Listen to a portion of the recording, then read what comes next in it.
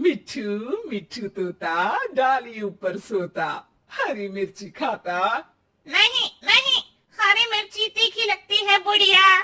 अरे बदमाश, ऐसे कौन बात करता है? मैं करता हूँ। ऐसी बात नहीं करते, अच्छे से बात करते हैं। ठीक है, पर मैं तुमसे बात नहीं करूँगा। क्यों?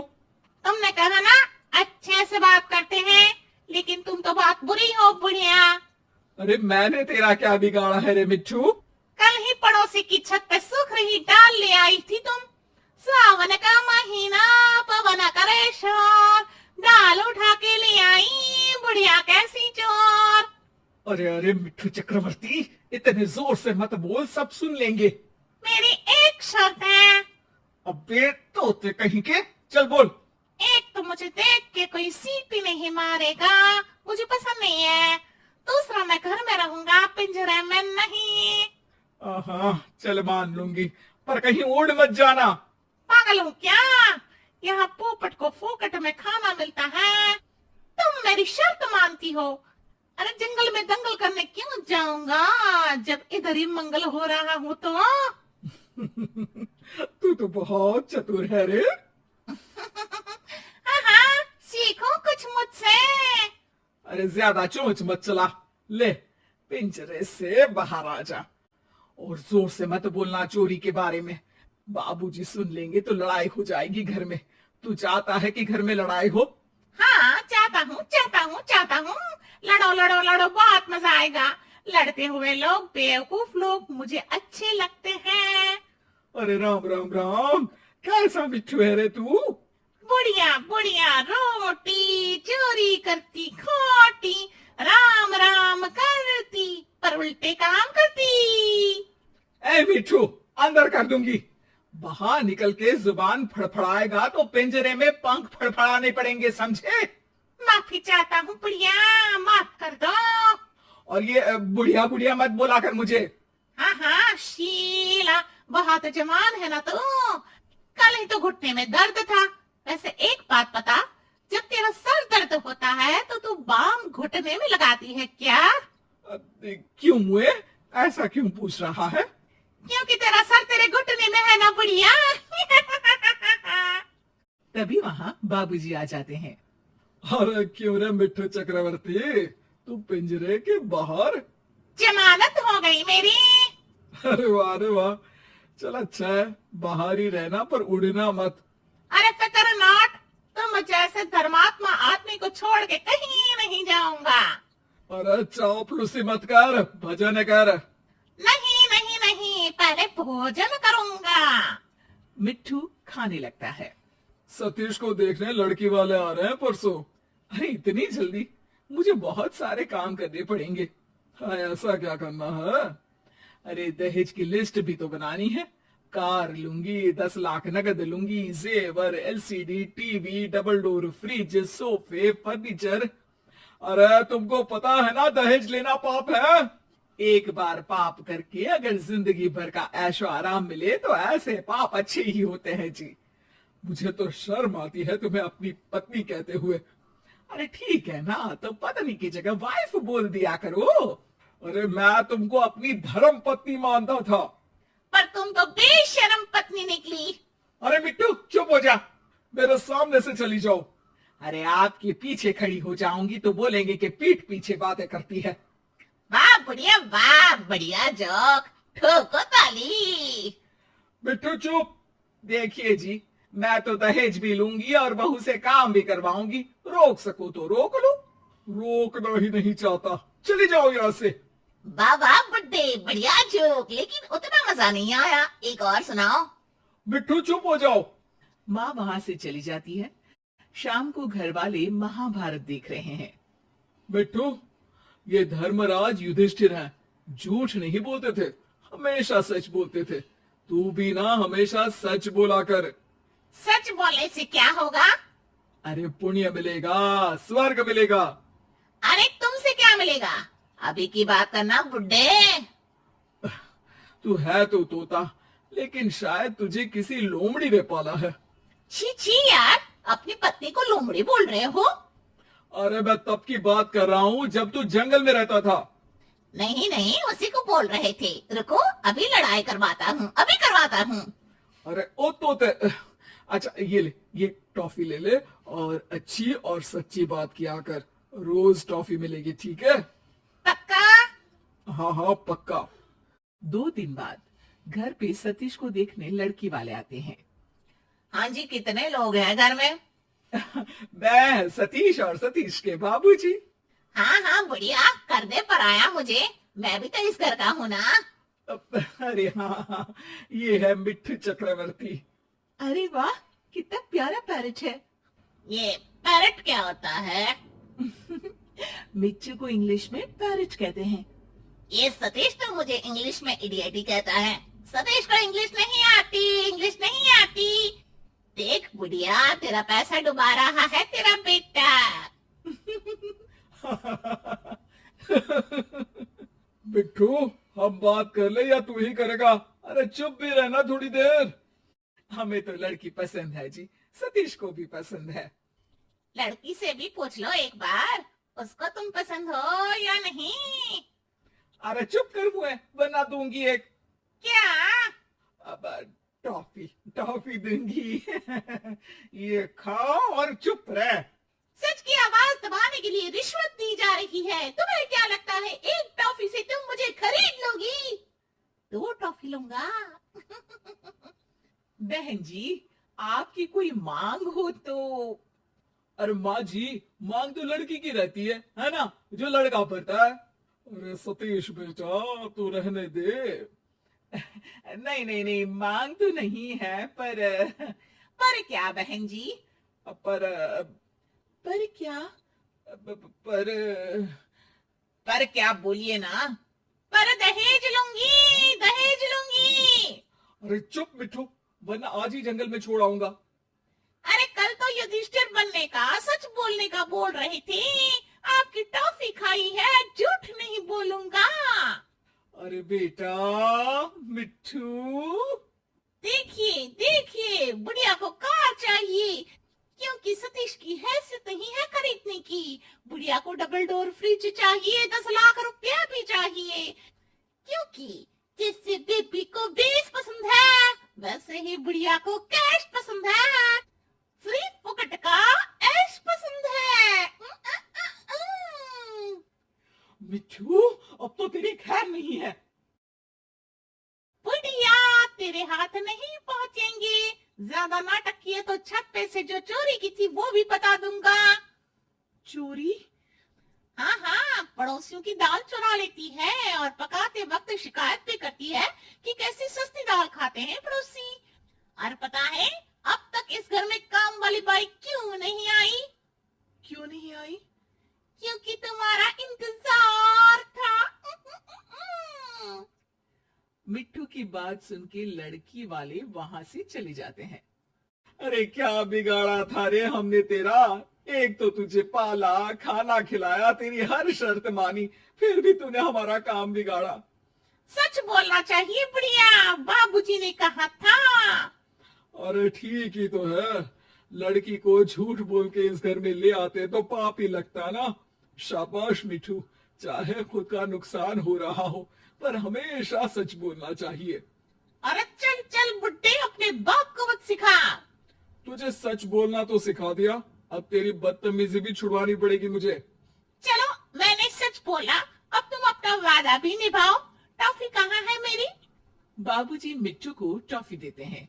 टॉफी खाते हुए मिट्टू बोलता है, मिट्टू मिट्टू तोता, मीठी टॉफी खाता, किसी से नहीं डरता, सच्ची बात करता।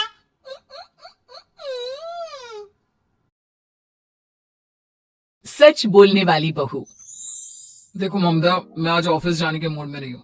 किसी का फोन आया ऑफिस से तो बोल देना कि मैं घर पर नहीं हूँ, किसी जरूरी काम से गांव गया हूँ। ठीक है, मैं चला सोने, बाकी मैं संभाल लूंगा। ममता बेचारी, जैसा नाम वैसा ही नेचर। ना कभी झूठ बोला, ना फरेब, ना किसी से चालाकी की, ना किसी की पंचायत। सुन लेती है पति की बात और फिर कुछ देर बाद फोन आता है। हेलो, कौन? मैं सुनील का बॉस बोल रहा हूँ। दफ्तर में इतना काम पड़ा है, अभी तक ऑफिस नहीं आया वो। क्या कर रहा है? फोन दीजिए उसे। जी वो तो सो रहे हैं, कह रहे हैं कि आज गर्मी बहुत है तो घर के मजे लेंगे। बॉस को बीवी की बात पर गुस्सा आ जाता है। तो उसे बोल दीजिएगा कि अब घर में गर्मी के ही मजे ले, कोई जरूरत नहीं है यहाँ आने की। ये बोलकर बॉस फोन रख देता है। ममता सारी बात सुनील को बता देती है। न जाने किस बेवकूफ से पाला पड़ा है, समझ नहीं आता, तुम्हारे कारण मेरी नौकरी चली गई। अरे झूठ बोलने में क्या जा रहा था तुम्हारा? ममता को समझ में नहीं आ रहा था कि उसकी खता क्या थी। अरे जो है वही तो बोला। फिर एक रोज, बाहू, अरे आ बाहू, कहाँ है तेरा पति?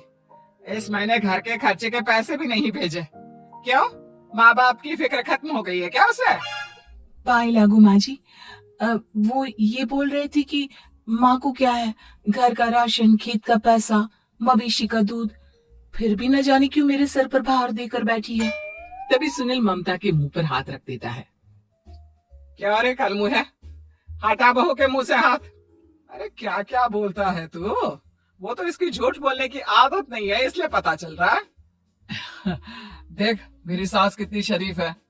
हाँ, तेरी माँ तो मोहल्ले की बदमाश है ना, और तेरी सास शरीफ है। बेटा ममता को देखता है और गुस्से से बोलता है। अब खड़ी खड़ी देख क्या रही हो? और भी कुछ कहना है क्या? माँ आई है ना, जाकर छाछ ले आ ठंडी वाली। ममता अंदर चली जाती है। माँ, इसके सच बोलने की आदत के कारण मेरी नौकरी जाते जाते रह गई। वो तो मैंने अगले दिन जाकर पैर पकड़ लिए मालिक के, नहीं तो। सब जानता है बहू की आदत नहीं है झूठ बोलने की, तो तू शांत क्यों नहीं रहता? क्यों उसे झूठ बोलने को बोलता है? फिर एक रोज, बहू जा अपनी पड़ोसन के पास और उससे बोल कि वो लाल वाली साड़ी जो उसने नए साल की पार्टी में पहनी थी, तुझे वो चाहिए। ना माँ जी, मुझे नहीं चाहिए। वैसे भी कल जिस शादी में जाना है ना, वहाँ के लिए तो मेरे पास काली साड़ी है। सास सर पर हाथ रखकर, अरे बुद्धू, मुझे चाहिए साड़ी। वैसे भी तुम लोगों में तो साड़ी का लेन देन चलता है ना, तेरी भी तो उसने पहनी थी ना। हाँ माँ जी, वो क्या है ना, हम दोनों के कपड़े एक दूसरे को आ जाते हैं। मैं ले आती हूँ आपके लिए साड़ी।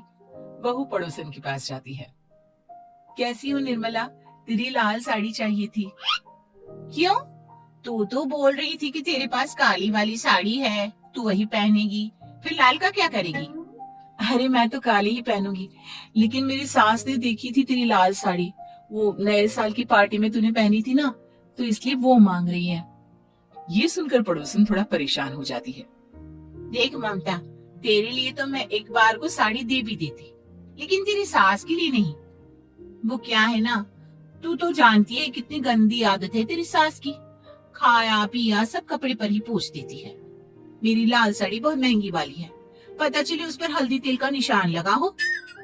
ममता घर आ जाती है खाली हाथ। ममता को देखकर, नहीं देना उसका लूटी ने साड़ी। अब आए तुझसे लेने तेरा सामान, अच्छे से बताती हूँ। माँ जी वो क्या है ना, मुझे तो वो दे रही थी, लेकिन आपके नाम पर नहीं दी। अरे किसने बोला था मेरा नाम लेने को? बोल देती तुझे पहनना है, लेकिन ना, तू तो ठहरी सच की देवी। न जाने सास क्या सोचती है और हंसने लगती है। अरे माँ, क्या हो गया? क्या सोचकर हंस रही है? याद है जब बहू को देखने गए थे? हाँ माँ, सही बात है। याद आ गया कैसे मेरी सास बाजार के खाने को बोल रही थी कि ममता ने बनाया है। और बहू ने आकर सब बता दिया कि ये सारा खाना तो बाजार से आया है, वो भी कल्लू हलवाई की दुकान से। ममता दोनों की बात सुन रही थी।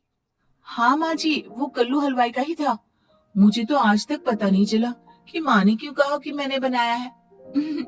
खैर, मैं तैयार होती हूँ, शादी में जाना है ना। पूरा परिवार शादी में जाता है, जहाँ खाना वाना खाकर सभी बैठे होते हैं कि एक औरत ममता की सास से कहती है, क्या बात है बहन जी, मेरी आपकी बात हुई थी तो आप तो बोल रही थी कि लाल साड़ी पहनने वाली हैं, तो मैंने ये काली पहन ली। पता होता कि आप लाल नहीं पहन रही हैं तो मैं ही अपनी लाल पहनाती। अच्छा जी, तो इसलिए पूछा जा रहा था। अरे इतनी साड़ियां हैं कि क्या बताऊं। मैंने सोचा तो था, पर ये सामने दिख गई तो यही पहन लिया। अच्छा, मेरी तो तैयारी काफी दिन से चल रही थी, फिर भी आज ऐसा लग रहा है कि ठीक से तैयार नहीं हुई मैं। तभी आ जाती है हमारी सच्ची बहू, ममता बहू। आंटी जी, वो क्या है ना, पड़ोसन की लाल साड़ी माँ जी को पहननी थी, लेकिन आप तो जानती है माँ जी की आदत, सारा खाया पिया कपड़ों पर ही पोंछ देती है, तो उसने साड़ी देने से ना ऐन वक्त पर मना कर दिया, तो अब इन्होंने ना मेरी साड़ी पहनी है। औरत ममता की सास को घूरती है। अरे मांग कर ही साड़ी पहननी थी क्या? हम जैसे तो खुद की ही साड़ी पहनते हैं, चलो चलते हैं। सास का गुस्सा अब ममता पर फूट पड़ता है। अरे क्या जरूरत थी ये बात सबसे कहने की? अरे घर की इज्जत का कोई ख्याल है कि नहीं तुझे? हाँ, मैंने क्या बोल दिया माँ जी? मुझे क्यों डांट रही है? मेरी गलती क्या है? ममता को रोता देख सुनील आ जाता है। अरे माँ, क्या हो गया? पता है ना शादी का माहौल है। सास सारी बात बेटी को बता देती है। देख रहा है तेरी बहू का हाल। अरे इस लड़की को तो ये भी नहीं पता कि कब कहाँ क्या कैसे बोलना है। अरे लेकर जा इसे यहाँ से। सभी घर आ जाते हैं। सास का मुंह तो फूला ही रहता है कि एक दिन। चलो बेटा, बहुत दिन तुम लोगों के साथ रह ली, अब चलो।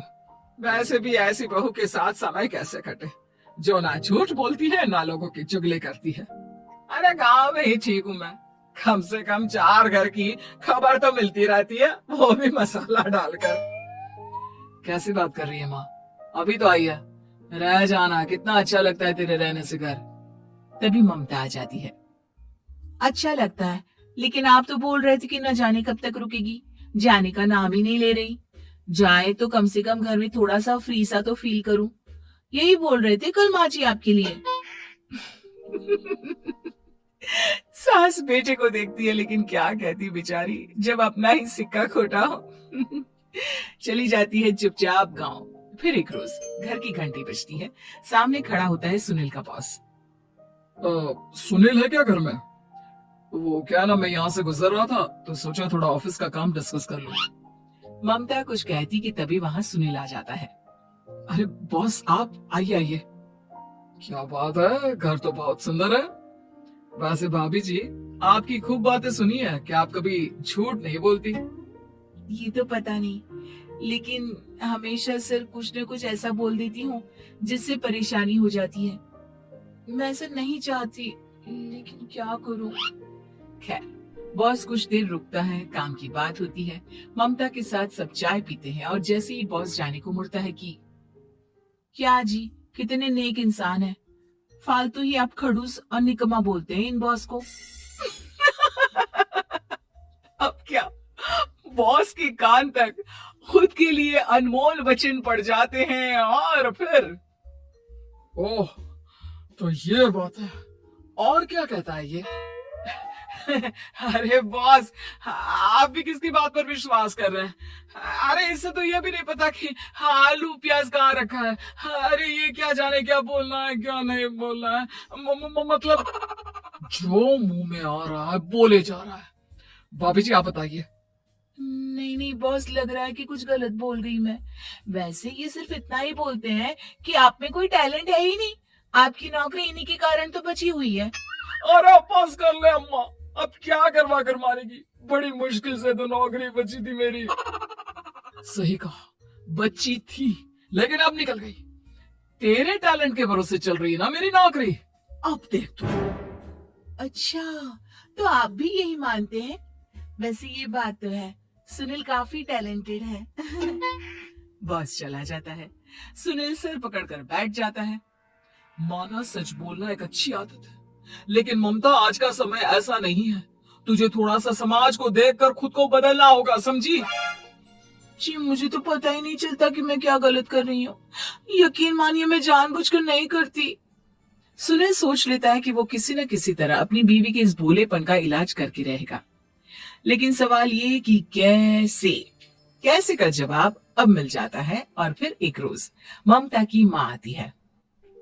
ममता, तुझे तो पता है तेरे पापा का काम ठीक नहीं चल रहा है, कुछ पैसों की जरूरत थी, तेरे पास हो तो मदद कर दे बेटा। ममता माँ को घर खर्चे से बचाए पैसे दे देती है। पैसे देने के बाद सुनील आ जाता है। अरे सासू माँ, आज यहाँ कैसे आना हुआ? नहीं बेटा, वो ममता की याद आ रही थी ना तो आ गई। वो क्या है ना, पता है पापा का काम ठीक नहीं चल रहा है, तो माँ कुछ पैसे लेने आई थी। क्यों? यहाँ क्या पैसे का पेड़ उगा है? अरे कौन सी माँ अपनी बेटी के ससुराल का खाती है? कोई जरूरत नहीं है पैसे देने की। वापस कर दो माँ जी पैसे और निकलो यहाँ से। आगे से यहाँ पैसे लेने नहीं आना। सुनील ये बोलकर निकल जाता है। उसके जाने के बाद, बेटा ममता, तूने मेरी बेइज्जती कराने के लिए यहाँ बुलाया था क्या? अरे छोटा सा झूठ बोल देती तो तेरी माँ की इज्जत बच जाती, लेकिन चलती हूँ मैं। सास बाहर जाकर बाहर खड़े सुनील से कहती है, तेरे कहने पर बेटा हमने ये नाटक तो खेल लिया, लेकिन उसका क्या असर होता है ये नहीं पता। थोड़ी देर बाद सुनील घर आता है। देखिए, मुझे मेरी गलती का एहसास हो गया है। मैं समझ गई हूँ कि सच कितना सच होता है और उसकी कीमत आज के समय में बहुत बड़ी है। माफ करना, मैं आज से सच कभी नहीं बोलूंगी। क्या? कभी नहीं? फिर क्या, दोनों मियाँ बीवी खुश रहने लगते हैं, क्योंकि बीवी को थोड़े से झूठ की आदत हो जाती है।